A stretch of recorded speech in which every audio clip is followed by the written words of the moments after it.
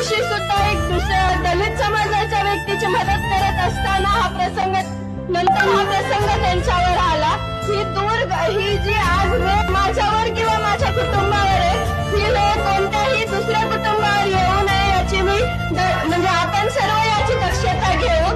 आणि जसे काल आभाळ आलते, हा सूर्य झाकला होता, आज ऊन पडले, हा सूर्य आज आपल्याला आणखीन दिसतोय, पण माती आड गेलेले माझे वडील नंतर कधीच नाही दिसणार। आणि त्यांचं हे बलिदान आपण व्यर्थ न जाता तुम्ही सर्व म्हणजे आपण सर्व एक आहोत, तुम्ही पण सर्वांनी एक या, माझ्या सोबत राहा, माझ्या कुटुंबासोबत, आणि माझ्या वडिलांना न्याय मिळवून